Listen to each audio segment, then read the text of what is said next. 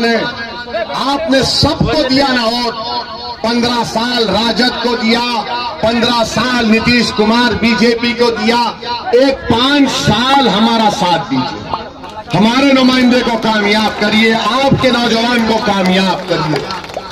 आपने देखा कि नरेंद्र मोदी देश के प्रधानमंत्री ने एक जालिमाना लॉकडाउन पूरे देश में लगा दिया और सिर्फ 4 घंटे का मौका दिया। तो बिहार के मौजूदा मुख्यमंत्री, जिसको 15 साल बिहार की जनता ने सत्ता दी, उन्होंने जख्म पर नमक छेड़कर कहा कि मैं किसी को भी बिहार में दाखिल होने नहीं दूंगा। जो हमारा प्रवासी मजदूर था वो परेशान था, नीतीश कुमार उसको बिहार में आने नहीं दिए। ट्रेन का टिकट के पैसे भी उन प्रवासी मजदूरों से लिए गए। ट्रेन में न पीने का पानी दिया गया, न खाने को खाना दिया गया। कई हमारे बच्चे ट्रेन में बीमार पड़ गए, कई का इंतकाल हो गया, कोई पुरसाने हाल नहीं था। ये जेडीयू और नरेंद्र मोदी की डबल इंजन की सरकार है। नरेंद्र मोदी क्या कहते हैं? सबका साथ, सबका विकास। या तो सबका साथ भी मिला मगर सबका विनाश भी कर रहे हैं बिहार में। मेरे अजीज दोस्तों और बुजुर्गों, फिर ये मौजूदा विधायक जो कुलाटी मास्टर है, एक पार्टी में थे अब दूसरी पार्टी में आ गए। जमता ब्रिज, जमता पुलिया को 2017 में कहा था कि मैं इसका शिलान्यास कर दूंगा। अबीदुर रहमान साहब, वो पुलिया कब बनेगी? अब तो नहीं बना पाएंगे इंशाअल्लाह। हमको यकीन है कि अररिया की जनता यहां से राशिद अनवर को कामयाब करेगी, ये वो उस ब्रिज को बनाएगा इंशाअल्लाह ताला। क्या ये बात सच नहीं है मेरे अजीज दोस्तों बुजुर्गों कि 2017 में जमता ब्रिज में, वो थोड़ा तलफुज में मर वही समझ गए लोग, समझ गए। कम से कम हम बोल तो रहे, वो तो बोलते भी नहीं है बेचारे।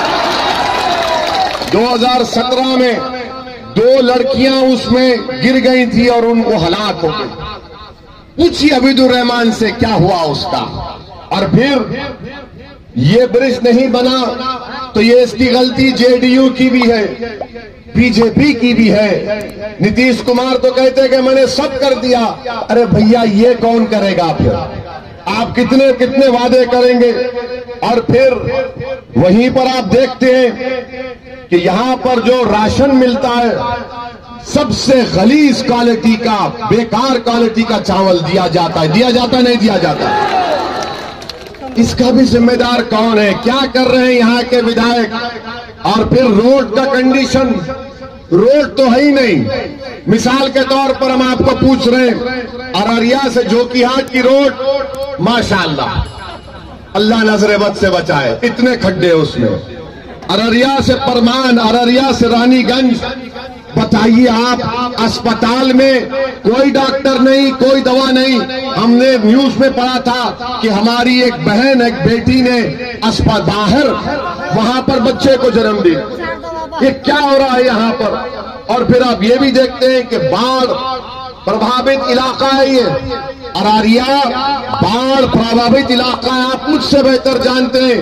आपको मालूम, अबीदुर रहमान ने इसको नोटिफाई तक नहीं किया 5 साल में। जब बाढ़ प्रभावित इलाका है तो उसको नोटिफाई करना पड़ता है। जब नोटिफाई होता है तो आपको गवर्नमेंट से मुआवजा मिलता है, रिलीफ मिलता है। 5 साल वोट लिए और एक मामूली कागज पर नहीं करा सके कि इसको बाढ़ प्रभावित इलाका कराकर एक नोटिफिकेशन जारी कर दिया जाए। इसीलिए हम आपसे कह रहे हैं कि अपने वोट को जाय होने से बचाइए। फिर यहां पर मनरेगा का काम का वादा किया था, अबीदुर रहमान ने किया था, मुख्यमंत्री नीतीश कुमार ने किया था। लॉकडाउन में मनरेगा का काम मिलेगा, किसी को नहीं मिला। इसका जिम्मेदार कौन है बताइए आप? और फिर यहां पर आप ये भी जानते हैं कि ये रेती का माफिया है, शराब मिलती है, तस्करी होती है। ये पूरे माफिया यहां पर बढ़ता जा रहा है। अमन कैसे कायम होगा? शिक्षा का कोई इंतजाम नहीं।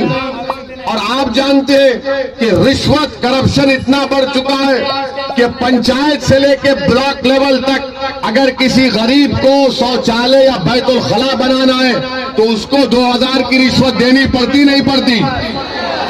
प्रधानमंत्री आवास में घर के लिए गरीब को 20,000 की रिश्वत देनी पड़ती नहीं पड़ती? ये हाल हो चुका है। इसीलिए एक अच्छे साफ सुथरे प्रत्याशी को आप कामयाब करिए। 7 तारीख के दिन पतंग छाप पर वोट लगाकर अररिया की तरक्की के लिए, अररिया की जनता के इंसाफ के लिए हम आपसे अपील करने आए हैं कि आप अपना एक एक वोट यहाँ पर हमारे उम्मीदवार जो नौजवान और काबिल हैं राशिद अनवर साहब को कामयाब करिए और इनको कामयाब करके इनको आप इन तमाम पार्टीज को शिकस्त दीजिए। ये जेडीयू के कैंडिडेट भी हैं। देखिए, याद रखिए, आपने 5 साल पहले वोट देकर हमने अपना धोखा खाया है। दोबारा आप अपने वोट को जाय होने से बचाइए। एक बदलाव की लहर पूरी सीमांचल में चल रही है और हर जगह हम जाते हैं तो नौजवान हमसे ही कहता है कि बदलाव की लहर चल रही है और मीम पार्टी के प्रत्याशी यहां से विधायक बनकर पटना को जाएंगे। मैं आपको एक और बात कह रहा हूं कि हमारे मुखालिफिन ये इल्जाम लगाते हैं कि मंजलिस का अगर मीम पार्टी का कोई जीत जाता है तो क्या करेंगे तुम लोग, क्या कर लोगे तुम लोग? मेरे भाई याद रखो, भारत की पार्लियामेंट में 2 आपके सांसद हैं, मैं और इम्तियाज जलील, और अल्हम्दुलिल्लाह 540 की भारत की पंचायत में जब मैं और इम्तियाज जलील खड़े होकर पूरे इखलास के साथ और अल्लाह पर तवक्कल करके गरीब और मजलूम अवाम की आवाज और उनकी तकलीफ को बयान करते हैं तो मौजूदा वजीर आजम को, उनकी कैबिनेट को हमारी हर बात को सुनना पड़ता है। हम सुनाते हैं। 540 के ऐवान में 2 लोग हैं। अगर बिहार की असेंबली में कितने 222, 220 के करीब हैं, अगर सीमांचल के 8-10 एमएलए जीत कर जाएंगे तो इंशाअल्लाह ताला मैं गुरूर तकब्बुर में डूब कर नहीं कह रहा हूं, बल्कि जिम्मेदारी के साथ कह रहा हूं कि जब बिहार की असेंबली में मीम पार्टी के एमएलए जाएंगे तो इंशाअल्लाह ताला बिहार की विधानसभा को खड़ा कर देंगे सीमांचल के इंसाफ के लिए और इंसाफ करवा कर रहेंगे। इसीलिए हम आपसे गुजारिश कर रहे हैं कि 7 तारीख के दिन अपना एक वोट दीजिए। अपने बच्चों के शिक्षा के मुस्तकबिल के लिए, अस्पताल के लिए, करप्शन के खात्मे के लिए और सीमांचल के इंसाफ के लिए। शुक्रिया आपका। सलाम अलैकुम व रहमतुल्लाहि व बरकातहू।